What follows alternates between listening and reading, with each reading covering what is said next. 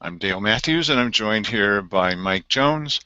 And I thought we'd talk a little bit this evening about how citizens are treated by our public servants in meetings. Let me give you what I believe is a good example.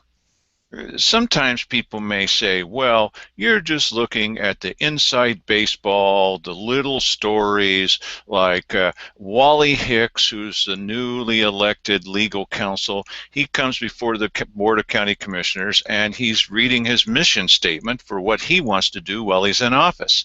And he reads it, and Cheryl Walker, just as a purple cow, and she says, I don't want that in your mission statement.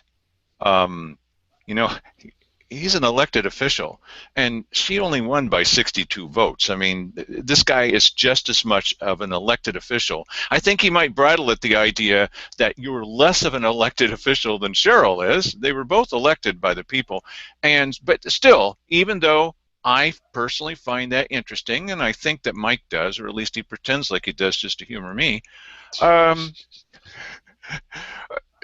she can't tell him what to put his own mission statement. He's an elected official. He's not her employee, but she wants to treat him like one. And so when his answer to her was, this is not an editing session, I went, yes, thank you very much. Thank you for having the cojones to give her this kind of answer. Okay, right, yeah, Right. that's why I elected this guy. Well, but you know what? I mean, I can kind of understand that. People. I mean, commissioners may have the delusion that somehow they're part of the trifecta uh, kings of Josephine County, and that everybody else in county government holds a lower position to them, and thereby must have their approval for things. And even if it's not the case, I can understand where some of these people may have that impression.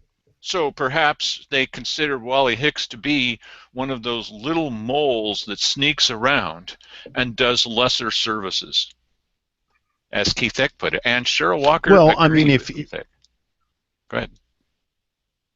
well, right, and if you happen to be, one of the top three, then by definition, everybody else is doing a lesser service than you are.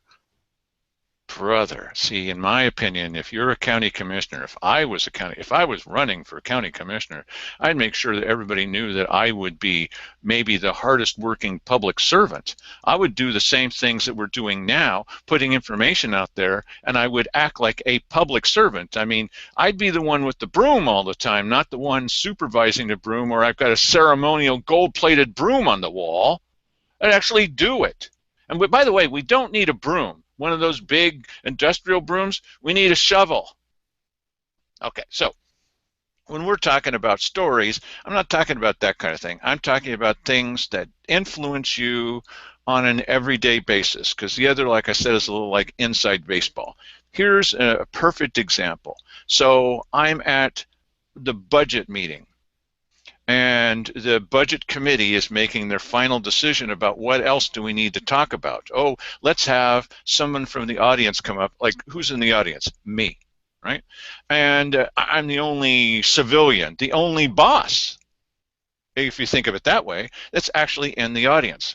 So I go up to the podium and I say, I'm kind of confused because you're about to approve this budget, and yet sitting on this panel with you are all three commissioners, because there's three commissioners and three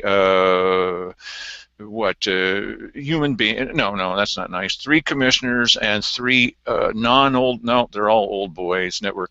Three commissioners and three people who are supposed to be, I don't know, something else. And you haven't asked Simon Hare what he meant when he said a couple of weeks ago that he had proof, that he was sure that the sheriff, Gil Gilbertson at that time, was padding his budget. You know, that's a fairly that's a fairly serious thing to say. This is an elected official, the sheriff, and your elected official, the commissioner, is accusing the sheriff of padding his budget.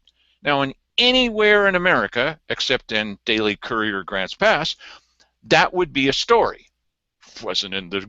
It's not going to be in the Courier that one official accuses another one of padding his budget, and these are top officials.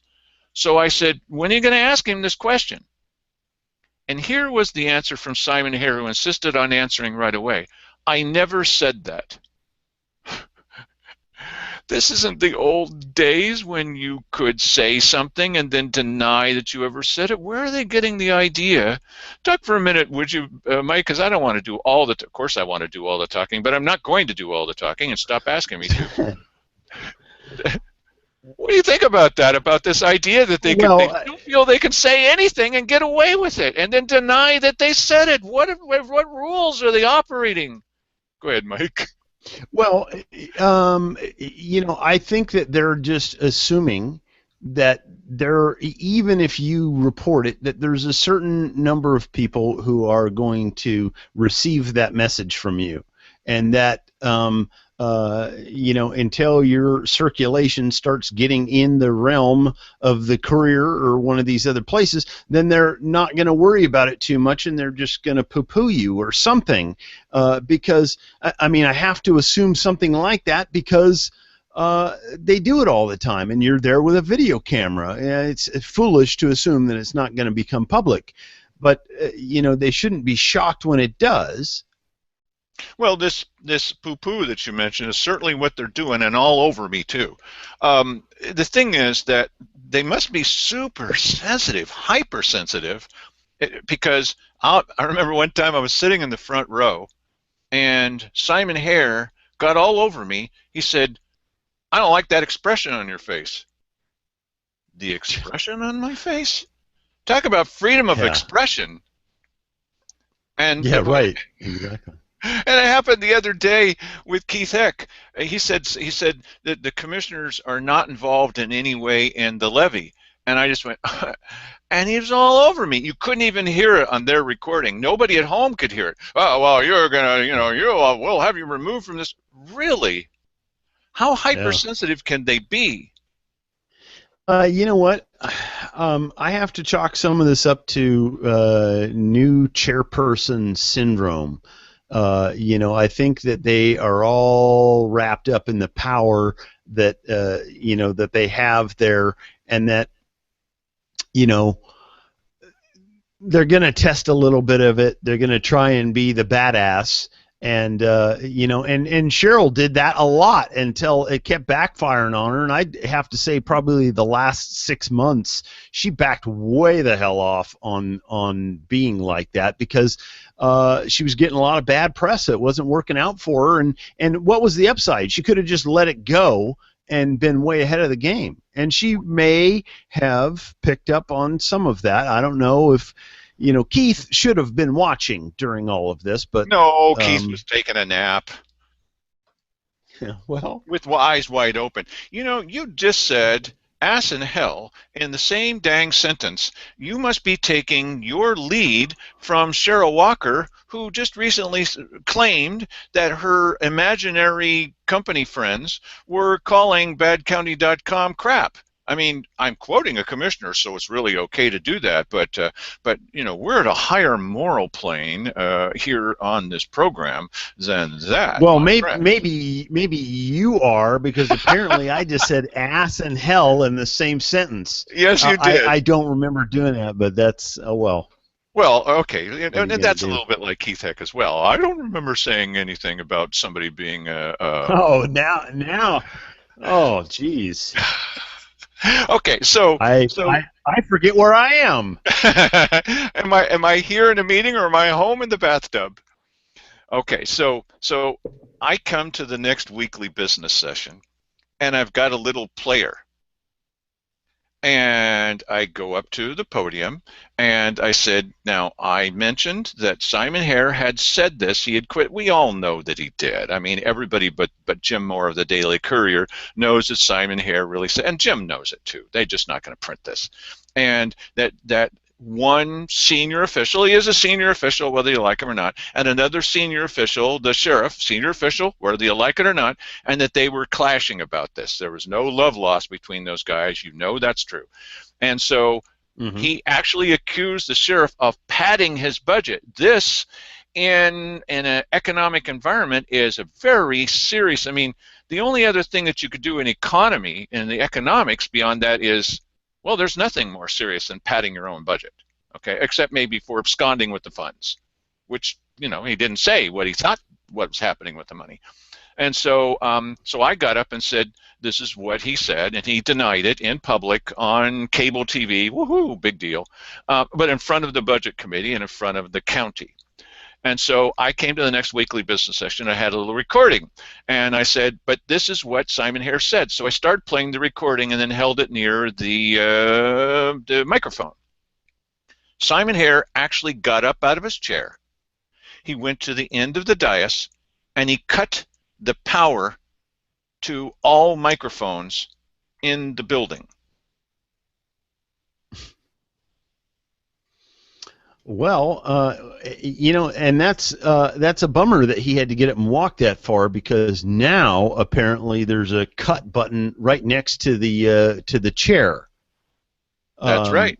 Because I remember Cheryl Walker, and usually it would be after Keith went, hey, you going to object to that? Or are you going to shut that off? And she would then turn off the mic at his prompting.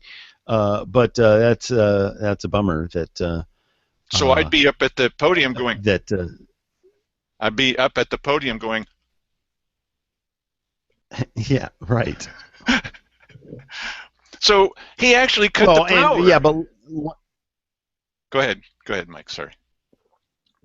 Well, you know, luckily, you know, the camera has a mic on it, and it's you know, picks up audio. It's not as good as the PA system, but it you know, it picks it up.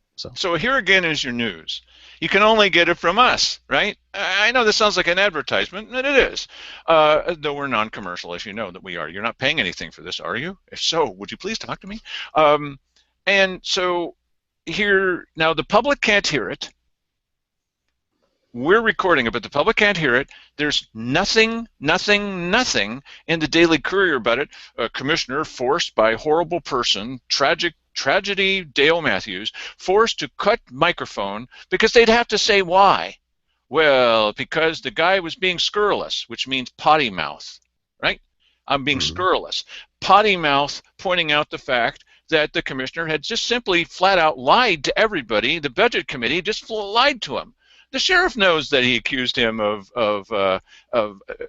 padding his budget, but he didn't want to be, again, on public record. He said in a public meeting, what does he think we're going to say? And so this is not going to be in the Courier. The Courier would never print such a thing. What do you think? They're a newspaper? Come on. I mean, this is proof. Well, it took them quite a long time. I think it was better part of a month after you published the video where the sheriff was at a campaign meeting there talking about the situation with Simon Hare, and that Simon Hare had discussed with him cutting $500,000 out of his budget, and that you know, we'll move the shells around a little bit, and then we'll put it back later. And I forget why that was going to happen or whatever. Doesn't really matter. To make the levy right, pass. to make the levy pass. They'll do anything and say anything. To make the funding situation appear to be more dire, and therefore that would put greater pressure on. Now, that was a pretty solid story, had video to back it up, and they didn't put it out. They waited until right up to, I think they did it after the primary. I mean, most everybody had voted at that point when they actually reported that story. And then they did, you know, a similar thing like a couple of days before the general election too. I think somehow they were gunning for Mr. Gilbertson in that election, but that doesn't matter. That's not what we're talking about.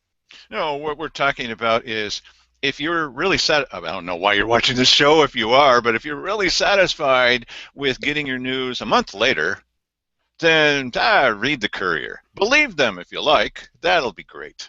In fact, you can believe all three commissioners. As a matter of fact, as as as Cheryl Walker recently said, she's urging you, warning you, don't go to badcounty.com and certainly don't watch this show because it's bad for the county. The show is. I am in particular, and by extension, Mike. Sorry, Mike, you're bad for this county, and it's a tragedy. And that she has evidence from outside companies who would normally advise companies, other companies, to move here, but they don't like badcounty.com, and this is the reason they're not responding to all of her desperate entreaties to move here because of badcounty.com. It's our fault. It's my fault in particular. Right, and we're causing the unemployment situation to be worse. We're actually we're killing jobs. We're killing jobs Well, that's every why day. Mike had And suggested having a little counter right down about here, and it would be a counter that would move, that would increment during our show to show you how many jobs were being lost. And then we could have another one over here by Cheryl Walker showing that if we just had some kind of wheelchair ramps, how many jobs would be created during our show. And then we show why we're damaging people. The reason economic development is not taking off like a rocket. It's not because of bad policies. It's not because of continued problems with the sheriff's department. This is not the reason anymore. Now the reason is badcounty.com. Is this what she yeah, said or not? well, the only thing that's holding up the counter is that Cheryl won't provide us with the metric that we need to determine how many jobs are lost or gained. So I mean, we're having a little bit of a problem coming up with this because it's kind of Common Core math, and it's been a little bit of a problem because we tried to use their state park wheelchair ramps as a model to figure out, but we still can't. The math problem's still a little bit hazy, so just stand by for that one. Well, as far as the companies that she was talking about that ended up calling us, now I'm quoting the commissioner again. I'm sorry, this is such a scatological report tonight.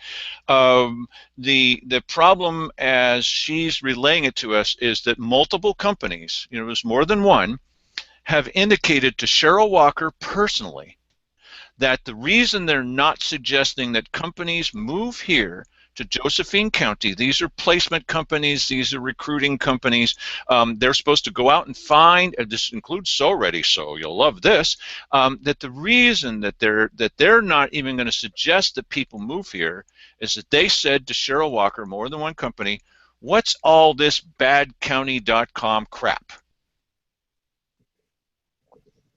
So we're the ones that are chasing away business, and the way that we do that is by putting up videos, because at least half of our videos, it's not me talking and it's not you talking, it's Cheryl Walker just doing all the talking.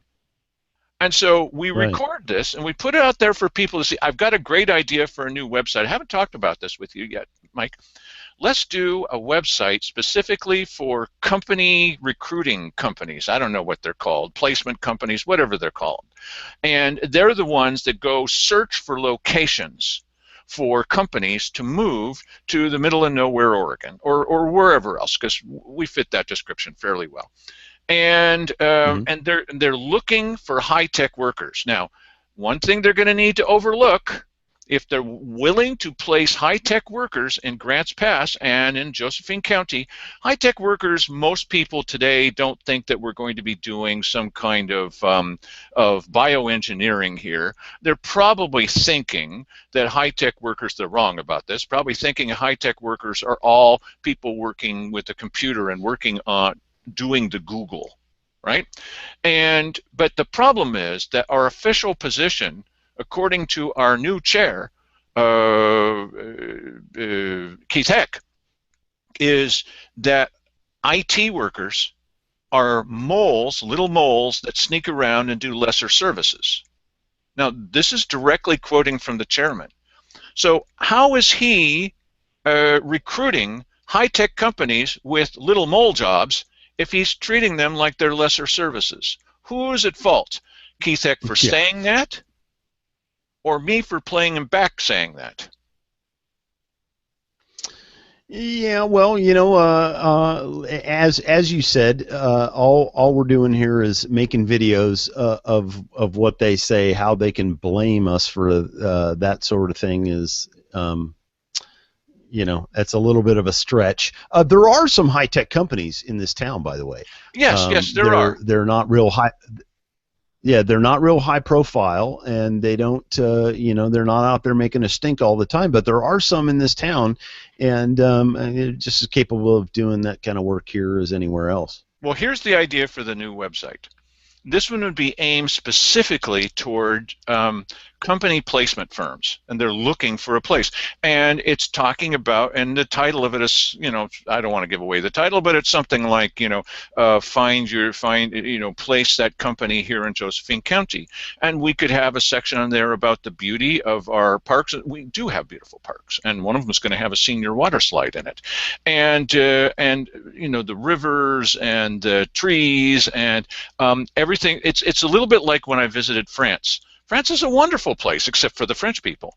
And so we could have this whole thing there, and then we'd have a special section with no commentary at all, and it would be about the governance of Josephine County, and it would simply play back with no comments exactly what each of the commissioners have said, and maybe include the police report where the police concluded that Simon Hare had lied to them, and we put that in there, and with no comment.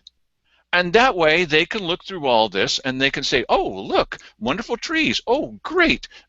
People. Oh, good. Retired foresters with 3 fingers that are being taught how to code. And then they would run across the governance side, and then this would help them make up their mind about whether they want their high-tech, highfalutin people to move here to Josephine County. I think it'd be a real winner, and it would help them get an accurate picture of who's at fault about economic development. Not so funny, huh? Yeah. Who's at fault? So I went to a meeting of the City Council, the Grants Pass City Council, and they have a rule that when you appear before them, they're not going to cut off your microphone, but they give you 3 minutes, and they have a rule. They say, now, we just want to make sure everybody knows that if you ask us a question, we can't answer. We can't answer. It's the rule. Of course, they made up the rule. I mean, it doesn't have to be the rule. It is their rule, but they made the rule.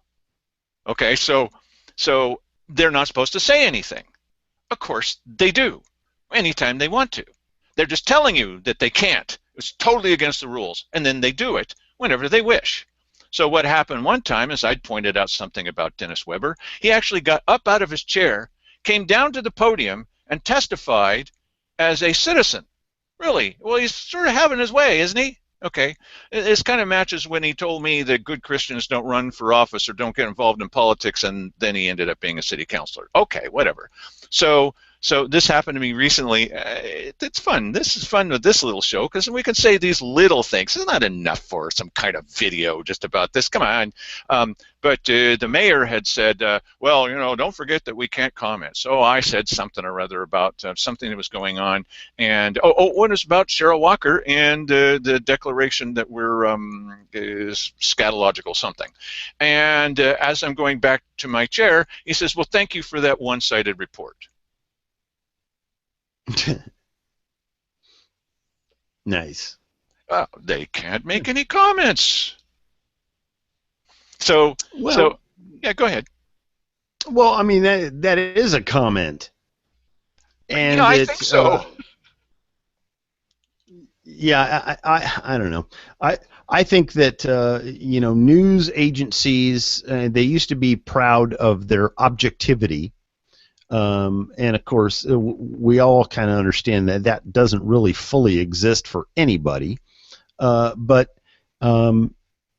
you would think that in government you should really, I mean, have a balanced view of the people that are standing up there. They should be able to say what they want to say, and let them have their 3 minutes and move on. And you don't have anything to say about it. And really, they would be way ahead of the game if that's the way they did it around here. Of course, they don't. But you know, if you say stupid things as a county official or a city official, you don't really have, you know, you shouldn't have any sympathy from anybody when it comes back to you. Well, one of the things is, I imagine there's probably some people say, why aren't you objective? Like the Courier, really? Like Kjo? They do nothing but editorialize in the middle of their articles, and sometimes the editorializing gets so bad that Jim Moore ends up writing that everything between Simon Hare and the Deacon's family, everybody knows it's like resolved, or on this much everyone agrees. That's completely false. That might end up in an editorial, but it doesn't belong in the middle of a news story. And so what we try to do is, go ahead. If a talk show host is a perfectly legitimate job, position, whatever, and there is no objectivity connected to it. We're not making a claim of objectivity here. Of course, now you can watch a video that's uninterrupted video of a commissioner saying something or someone testifying at the podium, and get the general idea yourself. There is nobody there interpreting that for you, so you're quite likely getting more objectivity there than you would be somewhere else, even though there is no claim of objectivity here. Right, that's exactly right. And you're certainly not getting any objectivity from the commissioner that's saying this crazy thing. What we try to do is, many times, and this is a thankless job, many times we'll take that whole section, it could be an hour and a half, and we'll put that up as a link. We don't put that out to everybody and send our entire mailing list of 500 people or whatever. We don't send that to every one of them, because what's this? An hour and a half is bad enough that this show is a half an hour. Okay, not bad enough, but you get my point. And so we'll put that as a link. Now, if you have trouble believing that Keith Heck really said this, or that Cheryl Walker, or that Simon Hare, or that Rob Brandis really said this, or that who's that guy out at the airport, Larry Graves, that he really did say what he did to a citizen, and F you and F this and F that. If you have trouble believing such things are possible about people that you kind of like, then we'll put a link on there where you can go see it for yourself. Well, almost no one ever goes there, but it's there many times. You could click for full context, click here. Okay, so at least we try to do that. We don't define ahead of time, as the Courier does, that's not even a story. We don't pretend, as Kjo does, that they don't even live in this community. News? What news? They're not providing any news. So at least we do that part. Let me mention one other thing before we run out of time. So I went to the Cave Junction City Council meeting because they were supposed to be talking about their decision about, are they going to have medical marijuana shops legal in their community or not. Okay, you can have your opinion about whether it should be pro or con, but I was kind of interested in what they had to say. And it actually was a pretty interesting story about how the mayor was treating some people who had started a business. And I did get a chance to talk, but I wanted to make sure that everybody there that wanted to speak from the community got a chance. First, it's only fair. But they gave me a chance. And I said, I'm interested in procedure. And one of the things that I'm noticing, Mr. Mayor, is that almost everybody that comes up to speak, they get their 3 minutes and you're interrupting them. You're constantly interrupting them. You're telling them that they're full of it, or they don't know what they're talking about, or that you know better. And, I realize you're an elected official, but would you be further ahead as a representative of the people if you, and I'm not from that community, but if you gave them a chance to say their 3 minutes and then you can go on for half an hour if you want to, but you're using a part of their 3 minutes by telling them that they're full of it. Yeah. Wouldn't it be even more polite if you just let them say what they have to say? It's 3 minutes. Yeah. So as I'm walking back, go ahead. I don't understand uh, their compulsion to do that sort of thing, and it seems to be epidemic. It's not just here. Where I moved from in California, it's the exact same way there. Arrogance, condescension. It never ends, and it's public. I don't want to say public employee, but certainly people in positions of power gravitate towards being. They don't have to, but many of them gravitate towards using their power to subjugate people. Well, I got a big round of applause from the audience after I said that, but then the mayor had some little rude thing he had to toss in about me personally, and I'm just advocating that's when you go to badcounty.com, you look at the top, it says Dale Matthews, public advocate. Well, it doesn't say Dale Matthews, cut and dry journalism. That'd be a little long and repetitive anyway. I think what we need here is we need someone that at least tries to get the news out the door to you and takes your side, whether you're right or wrong on things like the levy. Are you right? You might be completely wrong, but I think that we ought to listen to what the people have to say, you think?